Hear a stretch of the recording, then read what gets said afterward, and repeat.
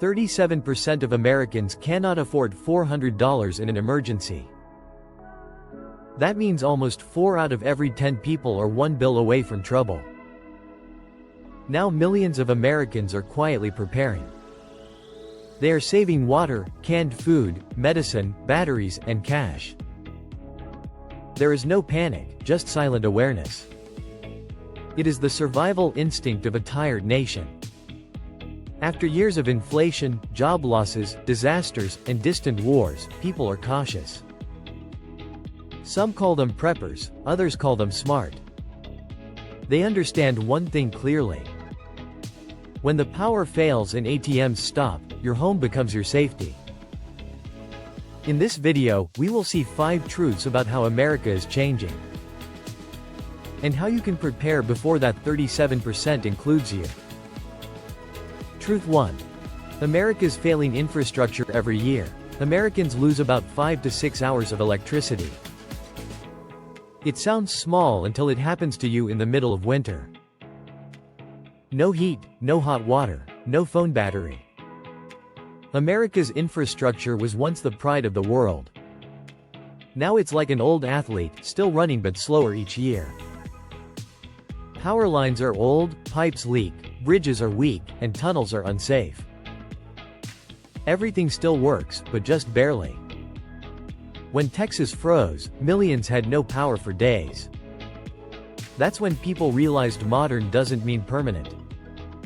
More than 70% of the power grid is older than 25 years. Experts say one big storm or cyber attack could shut it down. Imagine sitting at dinner and suddenly everything goes dark. No electricity, no Wi-Fi, no cards, just silence. We have forgotten how to live without power. In Louisiana, thousands lived 10 days without electricity. Food spoiled, water ran out, and help was late. Americans once trusted the government to fix everything. Now they see the system is old and the storms are stronger. Only 43% believe they can survive 3 days without help. The rest have no idea what to do if water or internet stops. One man in Ohio said, "I'm not a prepper, just tired of candlelight cooking." That's the new truth. People prepare not from fear but from experience. If power goes out for 3 days, are you ready? No fridge, no ATMs, no water pressure. When the big system fails, smart people stay calm and prepare. Preparation is the calmest control an adult can have. Truth 2. The new financial fragility. 37% of Americans cannot handle a $400 emergency. A flat tire or medical bill could break their peace. America looks rich from the outside, but many wallets are empty inside. The dream of a home and car feels fragile now. More than 60% are not happy with their savings. And 36% have no savings at all. It's not always poverty, it's life on the edge. Older people once trusted banks and pensions. Now that trust is fading fast. Pensions can't match gas prices and insurance is too costly. Even banks make people nervous enough to withdraw cash. One economist said people no longer live paycheck to paycheck. They live credit card to credit card. A man said, "I'm not afraid of sickness, I fear hospital bills." When he lost his job, he used retirement money for debt. Each time interest rates rise, millions suffer silently. The real fear is not being broke, it's losing control. Stability has become a luxury for most families. Preparing for emergencies is no longer paranoia. It's common sense, like wearing a seatbelt. Money may not buy happiness, but no money surely buys stress. Even a $6 coffee now feels like a test of strength. If your salary came late, could you stay calm? That's the real test of financial health. Truth 3. The rise of the everyday prepper. 1/3 of Americans bought survival supplies this year. They bought water, canned food, batteries, and medicine. They are not living in the woods. They are your neighbors and coworkers. Prepping once sounded extreme. Now it's normal, like an insurance plan. After COVID and storms, people saw how fragile supply chains are. 3 days of shortage can make life feel ancient. Remember the toilet paper panic? That was awareness, not fear. Now people buy extra to avoid surprises.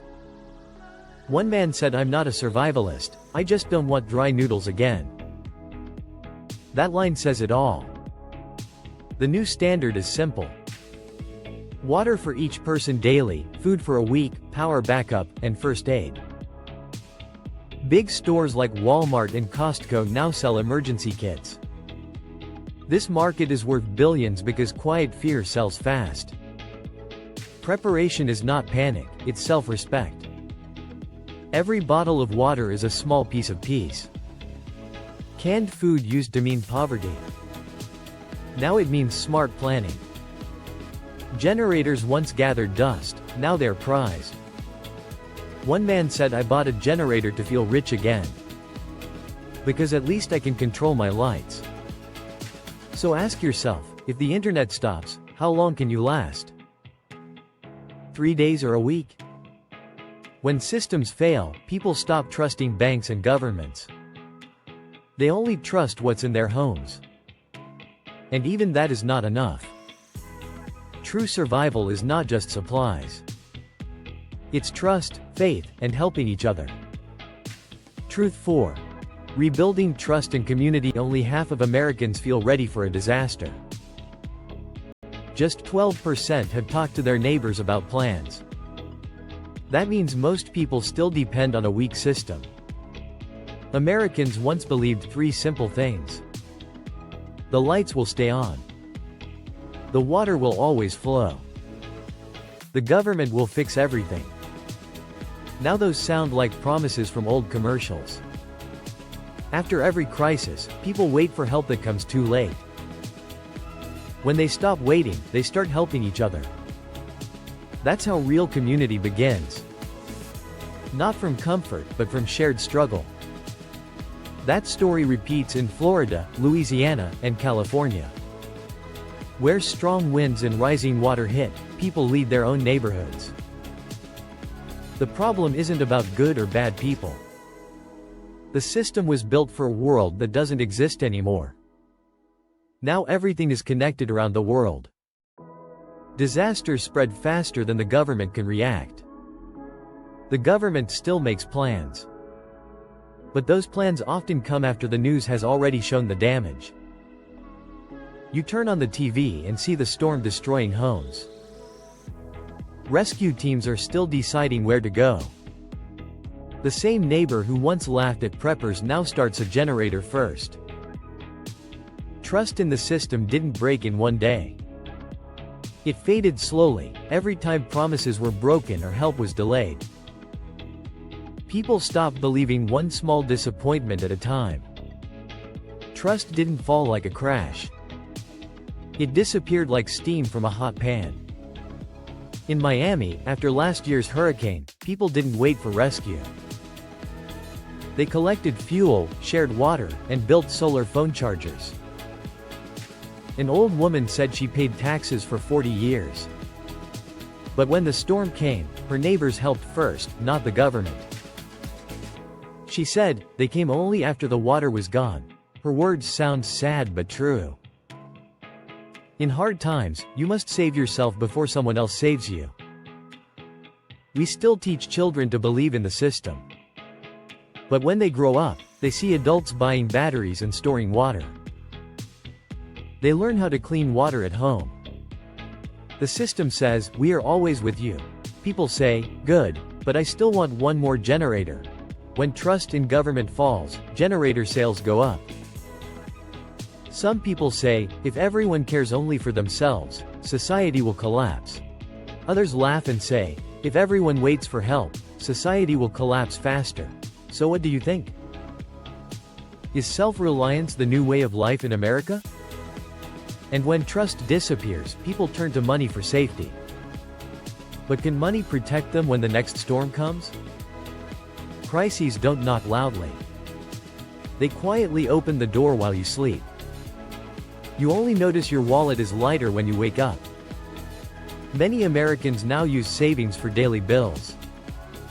Not for luxury, just for food, gas, and electricity. This is invisible inflation. Prices rise slowly, a few cents at a time. Just enough to make people tired, not angry. A pound of beef costs like a pair of cheap shoes.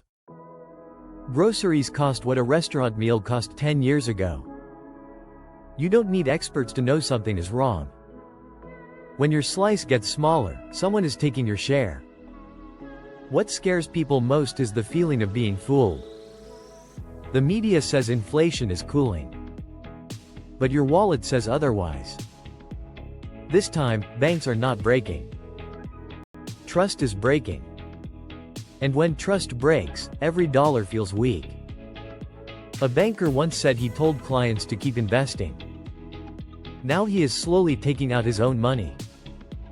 He doesn't know how long stability will last. He owns a house, a car, and savings. But he also has fear built from experience.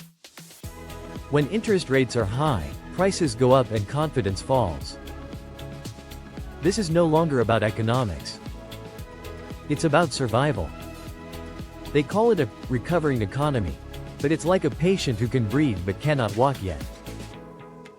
We live in a time of fake stability. Everything seems normal until your bill jumps 20%. A friend said, "I don't need news.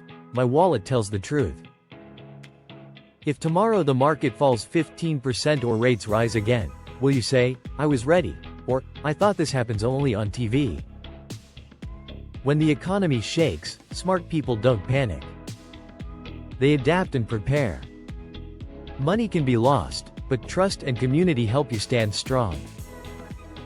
Some people now buy farmland, gold, and survival investments.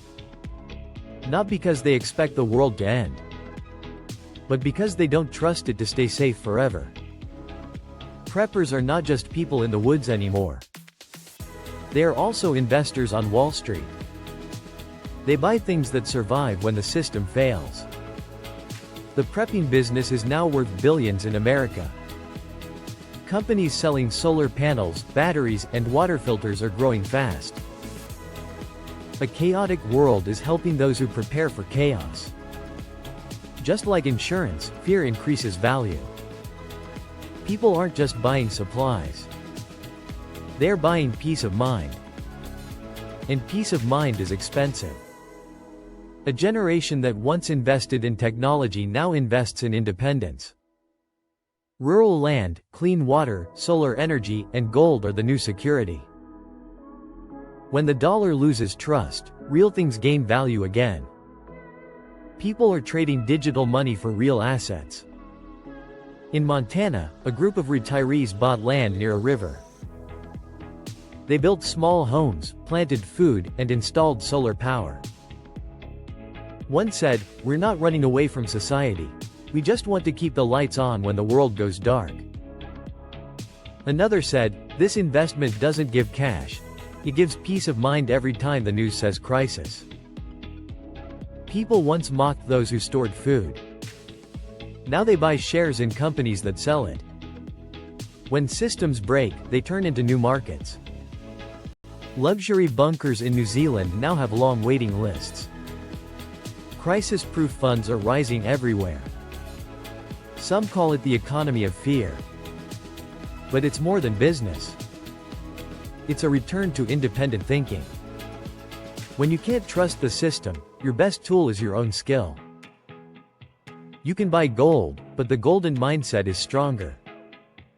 Knowing when to act, wait, or stay calm is true power. In every crisis, there are two types of people. Those who buy food to survive, and those who buy the company that sells it. Preparation is not fear anymore.